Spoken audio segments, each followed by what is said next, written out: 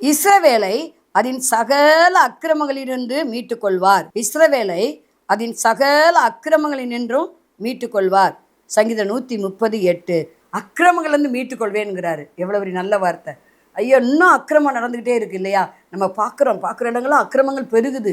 பூமியில் அன்பு இல்லை, பொல்லாப்பு, எங்கே பார்த்தாலும் பொல்லாங்கு, எங்கே பார்த்தாலும் கொள்ளை நோய், எங்கே பார்த்தாலும் யுத்தங்கள், எங்கே பார்த்தாலும் கலகங்கள், எங்கே பார்த்தாலும் பிரிவினைகள், எங்கே பார்த்தாலும் சோதனைகள், எங்கே பார்த்தாலும் அழிவு, சேதம், நஷ்டம் நிறையா நடக்குதா?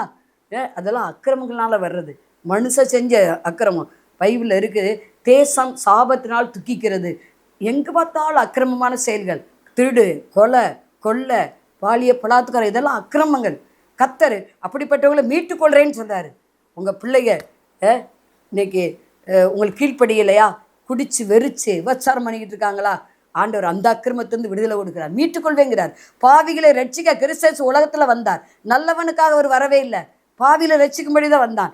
எந்த பாவத்தன்மை பிள்ளைகள் மத்தியில் இருக்குது, உங்கள் குடும்பத்தில் இருக்குது, உங்கள் உறவினர் மத்தியில் இருக்குது. அக்கிரமம் செஞ்சுக்கிட்டு இருக்காங்களா? சொத்தை அக்கிரமமாக எடுத்துக்கிட்டாங்களா? உங்களுக்கு வர வேண்டிய சுதந்திரத்தை அக்கிரமமாக எடுத்துக்கிட்டாங்களா? உங்களுக்கு வர வேண்டிய ப்ரமோஷனை அக்கிரமமாக எடுத்துக்கிட்டாங்களா? அந்த அக்கிரமத்திலிருந்து கர்த்தர் உங்களை மீட்டுக்கொள்கிறார், உங்களை வாழ வைக்கிறார். எல்லா அக்கிரமங்களையும் நீக்கி உங்களை ஆசீர்வதிக்கிறார். வியாதி வராதபடி, பலவீனம் வராதபடி உங்களை ஆசீர்வதித்து அநேருக்கு ஆசீர்வாதம் வைக்கிறார். எல்லா அக்கிரமம் உங்களை மீட்டுக்கொள்கிறார்.